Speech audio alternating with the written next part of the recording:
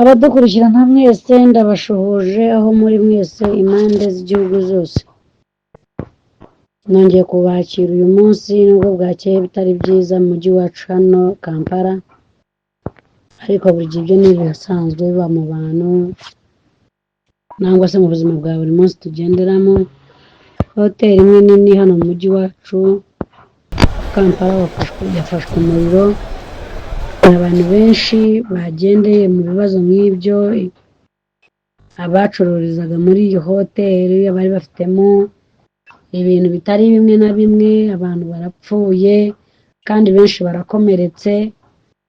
Aho tuvugira aha turiringira ko n'abandi bakiri hejuru bagipfa nabi, nubwo bitoroshye kugira ngo baveyo, nangwa se namwe murabizi umuriro wafashwe ahantu, ubwo urumva ni benshi baba bafite kurugenderamo gupfira muri ibyo bibazo nk'ibyo.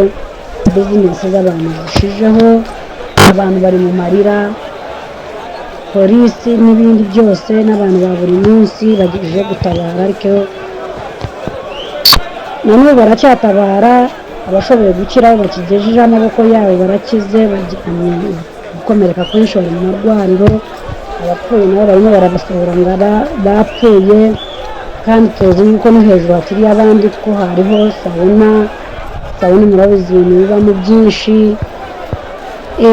Hoteli birimo abantu benshi, abakundanye bajyanayo, turizera yuko hariyo wenda haba hariyo umuntu umwe uzi yari yayigiyemo, yajyanyeyo na sherifu yanse uwagiye kugira ngo akore kuri kasikini. Ubwo nyine byose urabyumva, hoteli kuba itabura ibintu nk'ibyo, turi mu gihombo kinini, turi mu kababaro kenshi. Twifatanyije hamwe n'abanyarwanda mwese ibice byose aho muri, abantu bacu kuba bari bari muri ibi byiciro bakaba bapfiriyemo, abandi bakaba bakomerekeyemo. Urumva rwose nta munezero uhari, ibibazo ni byinshi kabisa. Ahubwo turakomeza buri muntu wese wari muri ibyo bibazo nk'ibyo, wari muri hoteli, wari ufitemo uwe, wari ufitemo akazi. Iyo ni benshi bagiye kugiriramo ibibazo, akazi bamwe karashije, abamwe famili zabo zigendeye umwo, abagabo babo ubundi bari babaciye inyuma bajyanyeyo n'abandi bagore, nangwa se abandi bagore bajyanyeyo n'abandi bagabo. Ubwo imiryango nyine ntabwo yaburamo abantu nk'abo baba bagiyeyo, turababariye mwese. Ariko ubu nyine n'ibi bijya biduha icyo kwiga, umuntu wakwijyana ute mu buzima, wabaho ute, wakwitwaza ute mu buzima bwa buri munsi. Birakwiye se nyine kugira ngo ujye ugenda mu bintu iby'umuntu atazi epfo na ruguru.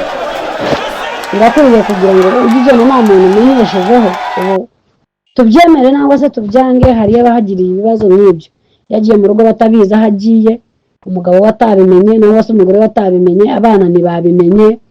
Ni abantu benshi baba bagendeye muri ubwo buryo n'ubwo bakaba bapfiriyeyo, nangwa se bagiye kuboneraho ibibazo nk'ibyo. Ibaze se nkawe wasobanura iki mu rugo? Abana bababwira ute, umudamu wamubwira ute bibaye bikugezeho, umugore wawe, umugabo wawe wamubwira ute bibaye bikugezeho, wa mama we. So birakwiye kugira ngo tujye tugenda mu nzira itunganye kandi twiteguye, kuko ntabwo tubivuga ngo twabishoboye koko biri, ariko noneho se byabaye abantu bagiye kwinezeza. Murabizi namwe, wiboneye agaseme kawe uravuga ngo uyu munsi reka njye muri ka masaji bamureke umubiri utungane, wajya kumva ibibazo nk'ibyo ngo umuriro wafashwe ugafatwa kandi udafite aho guca. Rero bantu b'Imana mudusengere, musengere famili z'abantu nk'abo. Hari abagushije ishyano, akazi kuba gashije, yari afite famili yo kureberera, yari afite umugore, abana, hari abari ku mashuri bafite kurya, bafite kwambara, bararwara.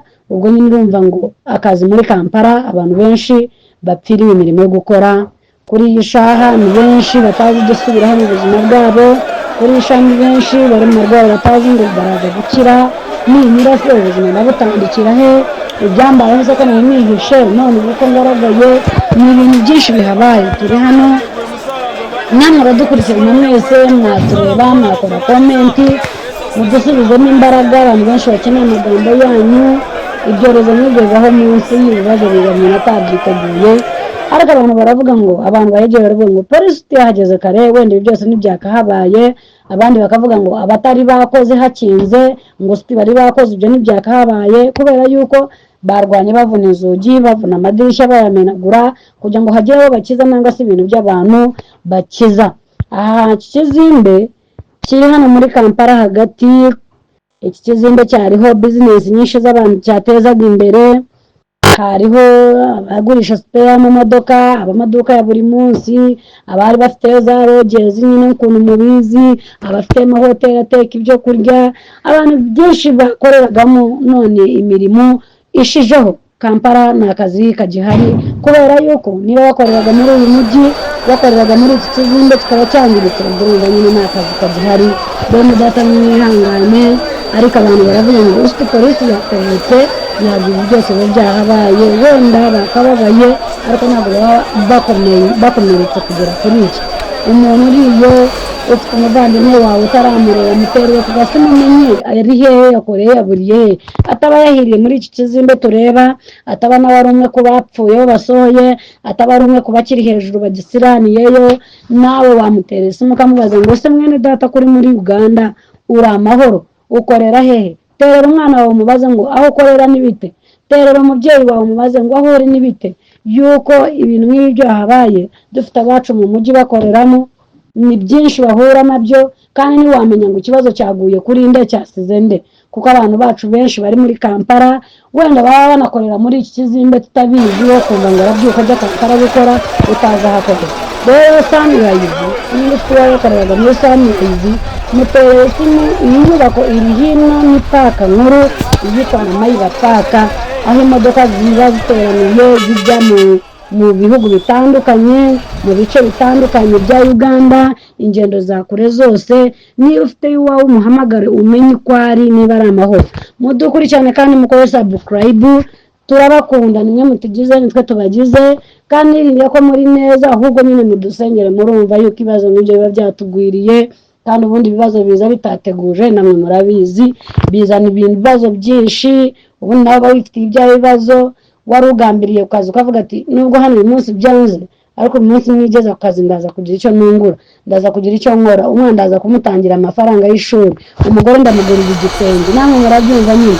Ubu se niba wakoreraga muri icyo Kizimbe business kabihiye kabishije, umukire akayapfushije, business wakoragamo bagukoreshaga, none umukire aje kujya mu gitondo ati business yashije nta kazi gahari. Ubwo murumva nyine ko duhombye, turahombye, n'imiryango yacu irahombye, inshuti zacu zirahombye, n'igihugu kirahombye, kuko iyi yari inyubako nini mu mujyi wa Kampala. Hano yari inyubako idasanzwe nyine, yazanaga abantu hirya no hino, amafaranga leta urumva nyine yabonaga. Ubu rero hatari iyi nyubako, urumva yuko natwe igihugu mwatwe bacu nk'abantu natwe turadusubiye inyuma. Rero bene data mukore subscribe, mudukurikirane, muterera abantu banyu, mubahamagara mumenye uko bameze. Wamubaza ati se mwene data ukorera mu mujyi ruhande ki, ukorera mu nyubako ki, ukamenya mwene se nimba ari neza nangwa se inshuti yawe biri neza. Niba arakudukurikirana turacyabaho ibijya imbere, ariko ndareba ibintu ari ibindi. Abazimya umuriro bahageze kare, polisi ntako itakoze, irarwanya ikijabi kijije na n'ubu kandi cyakora kayo kazi. Turabashima natwe abamategeko muturinda, abapolisi bahora ku ruhande rwacu baturwanirira.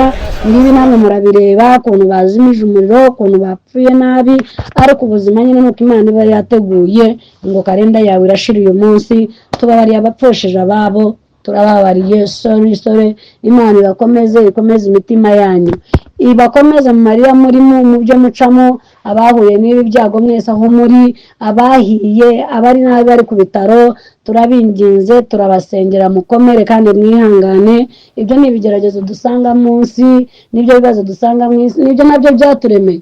Udahura n'ibibazo ntago aba ari umuntu. Ibibazo bihura n'umuntu uhumeka, utagihumeka ntago akibimenya yuko ari ibibazo. Ariko wowe uhumeka, ufite umuvandimwe wawe uri ku gitanda kuri ishani uzi ikibazo cyariho, ariko turabasengera, turabihanganisha ngo mwihangane. Ababuze akazi ni mwihangane. Imana ireberera ibinyoni bidahinga, bidasarura, bidahunika, ntago izananirwa kurebereraho umwana w'umuntu. uyu munsi akazi karapfuye nangwa se urapfushije, ariko hari Imana ihanagura amarira inyuma y'ibi byose. Mwihangane, iyo abikoze cya gihe na n'ubu iracyahari, ntabwo yigeze idutererana, iradukunda kuruta uko twikunda. Ntuhangayike, ntugire ikibazo, Imana irahari ku rwacu, ko n'ubu nta kintu cyayizanye ni twebwe. Mwihangane, ndabihanganishije, dufatanye twese umubabaro kandi twihanganishe n'abawurimo. Turababaye, turabaranye namwe, turabakunda, mudukurikirane, mudukunde nk'uko natwe tubakunda.